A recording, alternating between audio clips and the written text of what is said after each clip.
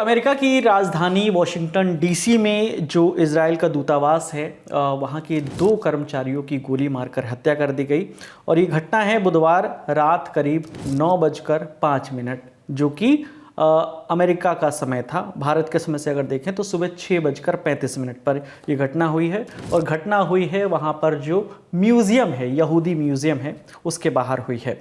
Times of Israel और NYT ने इस मामले को रिपोर्ट किया है ज़्यादा ऑथेंटिक तरीके से, क्योंकि टाइम्स ऑफ इजराइल लिखता है कि अपराधियों ने फ्री फिलिस्तीन का नारा लगाकर दोनों कर्मचारियों को नज़दीक से गोली मारी है और इनमें एक पुरुष और एक महिला शामिल है।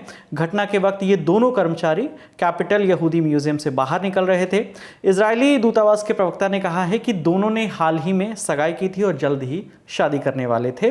पुलिस ने आरोपी को गिरफ्तार कर लिया है। आप इस समय जो तस्वीर देख रहे हैं आरोपी की है, ये वो वीडियो भी है उस समय का। आरोपी की पहचान एलियास रॉड्रिगेज के रूप में हुई है। उसकी उम्र 30 साल बताई जा रही है और शिकागो का रहने वाला है।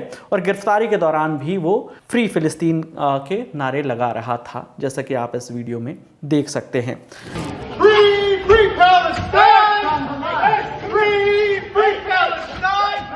अब अमेरिका का इस पर रिएक्शन क्या है, इसके अलावा रिएक्शन आपको बताएंगे इजराइल की ओर से क्या आया है, एक एक करके आपको बताते हैं।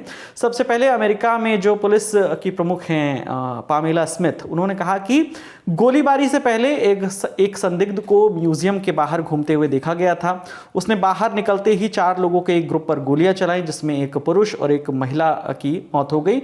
घटना जो है शहर के भीड़भाड़ वाले इलाके में हुई, जहां पर बहुत सारे म्यूजियम, सरकारी दफ्तर और FBI का ऑफिस भी है।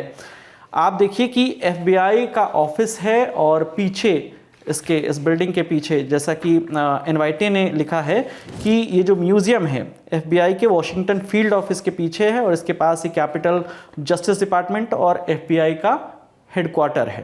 तो ऐसी जगह पर वहाँ पर सुरक्षा पर भी सवाल उठे हैं कि कैसे ये वहाँ पर जाकर एक शख्स गोली चला देता है। वहीं अमेरिका के homeland security secretary Kristi Noem ने कहा कि ये टारगेटेड किलिंग जैसी घटना है।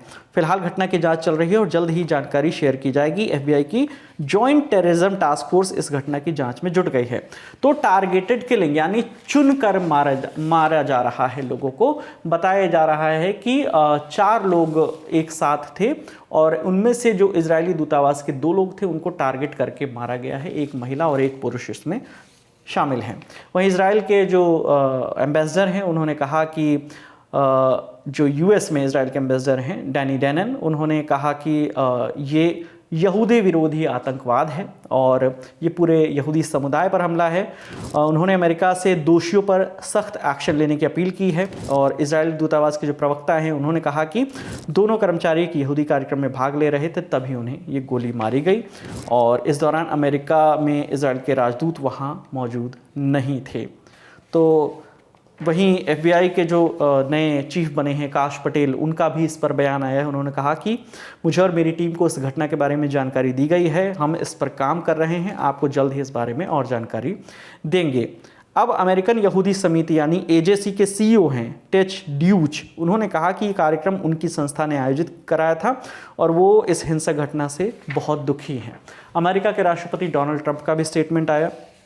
उन्होंने हमले की निंदा करते हुए गोलीबारी के लिए यहूदी विरोधी भावना को जिम्मेदार ठहराया और सोशल मीडिया पर लिखा उन्होंने, जो उनका सोशल मीडिया अकाउंट है ट्रुथ सोशल पर, वहाँ लिखते हैं कि नफरत और कट्टरपंथ के लिए अमेरिका में कोई जगह नहीं है, पीड़ितों के परिवार के प्रति मेरी संवेदनाएं हैं। तो अमेरिका के जो विदेश मंत्री हैं मार्को रूबियो, उन्होंने इस हमले की कड़ी निंदा की है और कहा है कि हम वॉशिंगटन DC में इजरायली दूतावास के 2 कर्मचारियों की हत्या जो हुई है उसकी कड़े शब्दों में निंदा करते हैं और ये कायराना यहूदी विरोधी हिंसा है। हम इस हमले के जिम्मेदार लोगों को कटघरे में लेकर आएंगे। तो अब आपको ये भी बताते हैं, न्यूयॉर्क टाइम्स ने इस पर जो छापा है, उन्होंने अमेरिका में इजराइल के जो राजदूत हैं यरियल लाइटर, उनके हवाले से भी एक इन्फॉर्मेशन शेयर की है कि जिन दोनों की हत्या की गई है, जिसे टारगेटेड किलिंग भी कहा जा रहा है, वो एक कपल था और जल्द ही सगाई करने वाला था और यरूशलेम में अपनी प्रेमिका को वो प्रपोज करने वाला था और इस हफ्ते उन्होंने अंगूठी भी खरीदी थी। ऐसी इन्फॉर्मेशन उन्होंने दी है और ये भी कहा है कि हम जुझारू और मजबूत लोग हैं, इजराइल के लोग भी मजबूत हैं और अमेरिका के लोग भी तो जैसा कि हमने आपको बताया कि इलियास रोड्रिगेज 30 साल की उम्र है, शिकागो का रहने वाला है। तुरंत उसे हिरासत में ले लिया गया है। जो पीड़ित हैं उनके नाम तत्काल जारी नहीं किए गए, लेकिन जो नाम आ रहे हैं, स्क्रीन पर आपको जो तस्वीर दिख रही है, जो 2 इजरायली दूतावास के कर्मचारी हैं उनमें से एक कर्मचारी का नाम है यरोन लिशिंस्की और उनकी जो महिला एक साथी हैं उनका भी नाम सामने नहीं आया है। तो कुल मिलाकर ये अपडेट आ रही है और ख़ास तौर पर आप देखिए ये हमला ऐसे वक्त में हुआ है जब अमेरिका और इज़राइल में पहले से ही तनाव बढ़ा हुआ है। खासकर आप तारीख याद कीजिए कि 7 अक्टूबर 2023 को जब हमास ने इज़राइल पर हमला किया था और गाज़ा में इज़राइल की ओर से सैन्य कार्रवाई की गई थी और अमेरिका के कॉलेज परिसरों, दूतावास के बाहर प्रो फ़िलिस्तीन के प्रदर्शन भी हो रहे थे। वॉशिंगटन में इज़राइली दूतावास भी प्रदर्शनकारियों के निशाने पर रहा था। तो एक तरफ फ्री फ़िलिस्तीन के वहाँ प्रोटेस्ट चल रहे हैं अमेरिका में और ऐसी सिचुएशन में यहाँ पर हत्या कर दी गई है इज़राइल के दूतावास में काम करने वाले कर्मचारियों की। तो इस मामले में आगे जो भी अपडेट आएगा हम आप तक लेकर आते रहेंगे।